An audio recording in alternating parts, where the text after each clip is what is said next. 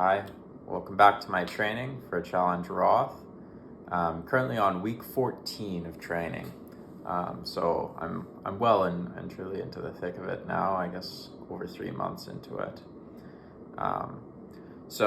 This video I'm going to talk a little bit about my training plan, how I came up with it, and what I'm doing, and then also towards the end I'll talk about just how training has been going. When I talk about my training plan, I think the first thing that I need to talk about here is 80-20 training. If you're not sure what it is, basically 80-20 is a theory that was created.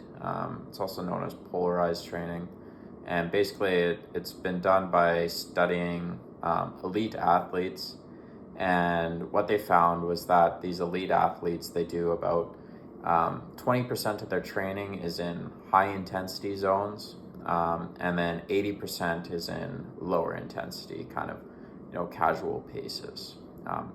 I guess the idea is that this is a sustainable way to train, but still gets you a lot of the benefits that you need to get from training. So there's 5 different zones. There's a few different ways to break down the zones, I guess, but the way that I'm doing it, there's 5 different zones. So zone 1 is like a really easy kind of, it's like a recovery kind of pace. So, for instance, if you're doing intervals, usually they're followed up by zone 1. Zone 2 is kind of like your bread and butter zone. That's basically you can think of it as a taxing pace, but one that you should still be able to hold a conversation at. So you're not really pushing yourself very hard, but it's kind of the most that you can do over a long period of time. Zone 3 is where you start running into a situation where I guess you can't do it all the time.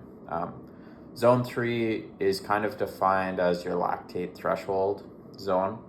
So once you start going into zone 3, basically you have about 20 minutes before you're kind of going to blow up or you won't be able to sustain it anymore.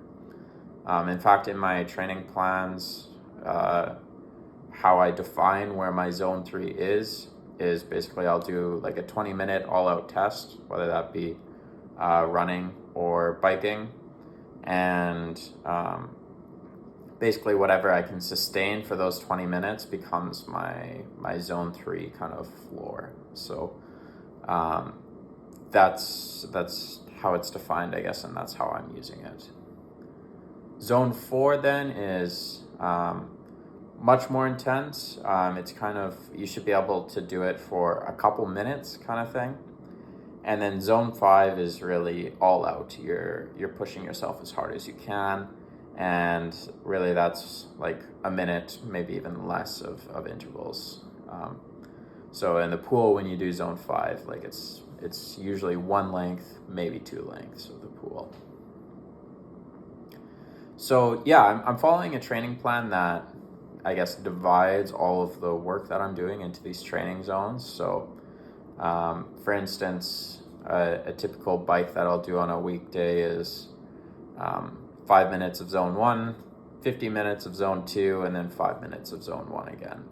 Of course, sometimes they're more complex with that when they start working in intervals. So, maybe you'll do like 4 by 8 minutes of zone 3 and then a few minutes of zone 1 as recovery, and then work in some warm up and cool down in zone 1 and zone 2. So the plan that I'm following is Matt Fitzgerald's from his book. It's a level 2 full Ironman plan.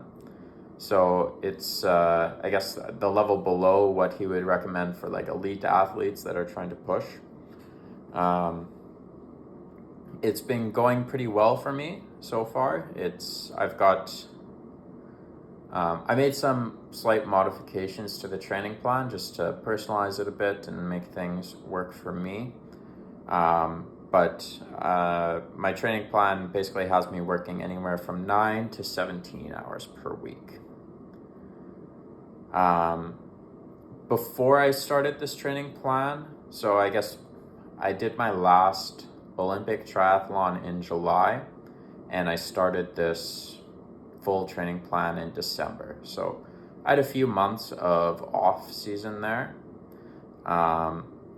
And what I did in that off season was just focus on building a base. So my running, I really dialed it back to just one 10K session per week. Nothing too intense. Really, I just wanted to kind of maintain my running fitness. My bike, I focused on pretty heavily. I was doing 4 sessions a week. And then I actually followed the, what's it called? TT Tune-Up on Zwift.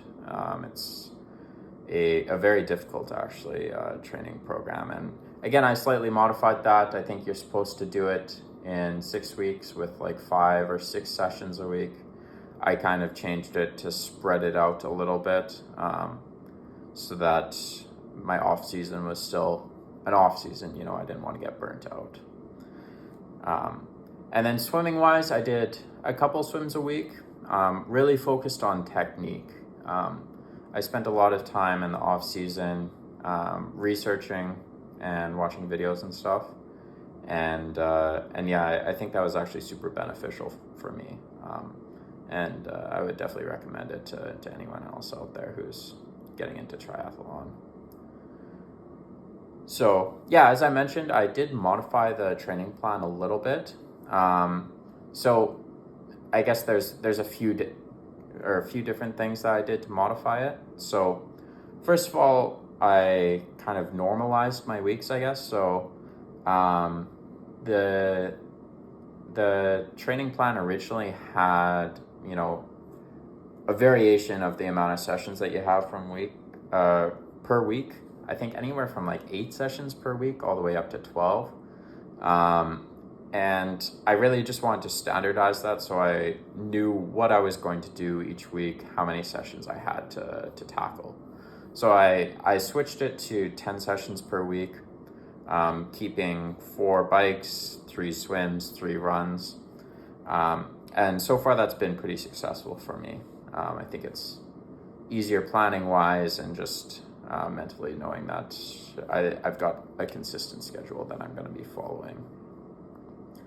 I also worked in a couple of breaks, I guess, into the schedule. So I think I built in 2 weeks kind of over the like 6-7 months of training that I've got to just recover, like in case I get sick or something like that. I can take time off without actually like falling super far behind on my training plan, which I'm happy about. I haven't had to take advantage, but I'm definitely happy that I worked those in. And then the other big break that I put in is I've actually got plans to go to Japan with some friends in April. So I'll be gone for 3 weeks and I won't really be able to consistently train. I'll be active while I'm there. I'll be walking a lot and I'm hoping to get at least a few runs in, but I definitely won't be biking or swimming or really able to maintain those. So for working that out, I actually put in 3 weeks of break, obviously, while I'm gone. And then also once I come back, I'm redoing the previous 2 weeks. So that adds about 5 weeks to my training plan. So training wise, it's not ideal and kind of unfortunate, but I think I've got a good plan to tackle it and I don't feel too bad about it.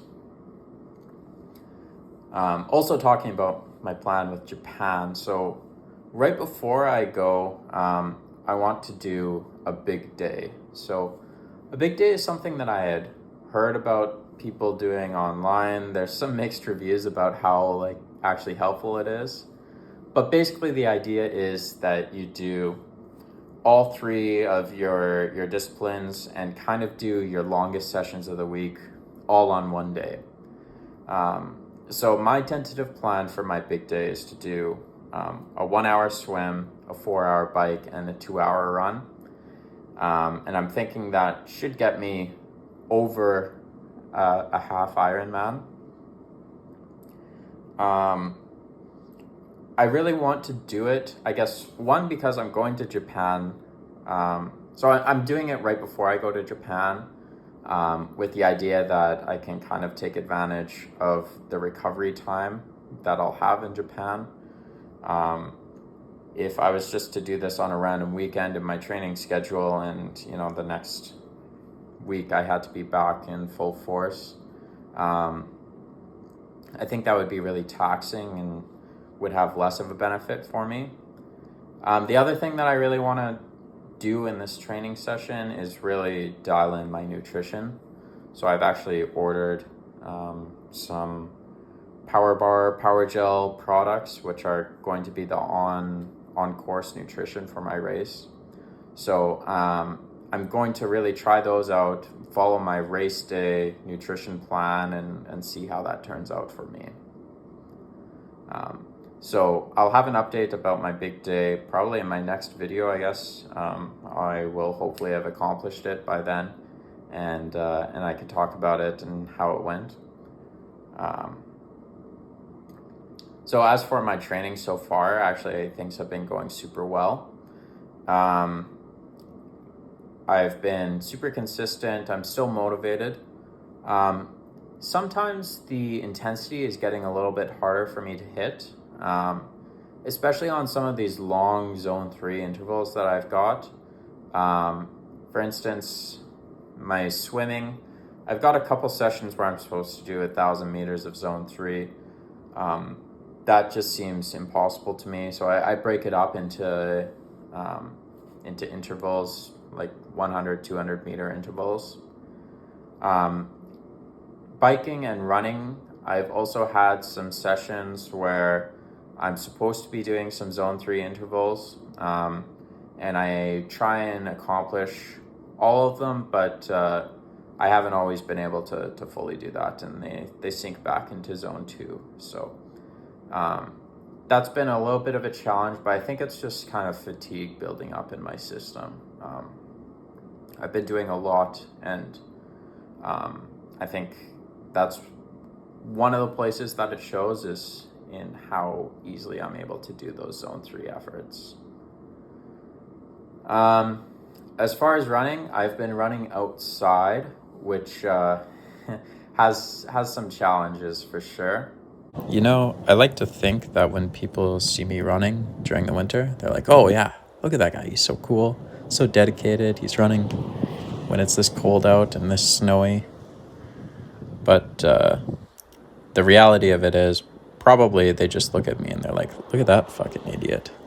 Why is he running when it's so cold out? Yeah, like living in Canada and trying to train over the winter, I don't have a lot of options. There's treadmill running, which I can't do it. I can't stand it.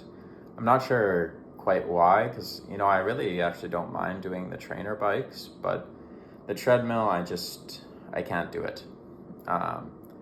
So I've opted to run outside, but there are issues with that, with snow being in the way, the roads being quite icy, or as things are warming up, there's puddles all over the place. It's a bit challenging, especially if you're trying to do intervals out there.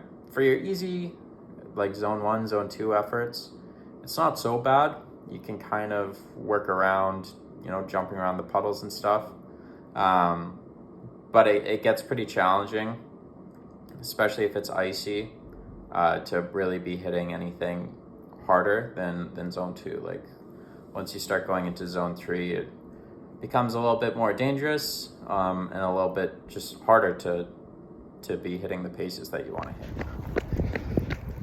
Currently out for a run. It's snowing just a little bit. Maybe just slightly regretting selling my treadmill, but we're in it now. No missed days. As for biking, I've been pushing up my long bikes. I'm up to 3.5 hours on my long session now. So it's quite substantial. I think I need to start figuring out what I'm going to do for nutrition on these indoor bikes, or rather just on, it doesn't have to be indoor, but just on these longer bikes in general.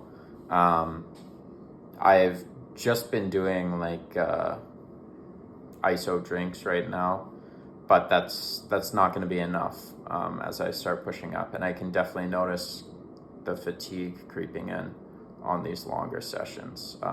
This last 3.5 hour session, by the last hour of it, I was getting pretty tired, and I definitely needed some carbs in me. So I got to figure something out for those. I don't know. I don't really want to do like full gel nutrition every session, just because that can get pretty pricey. But I'm gonna try and figure something out for those. So yeah, I guess hopefully I'll be putting another video to kind of start of April, first week of April, where I can talk about my big day.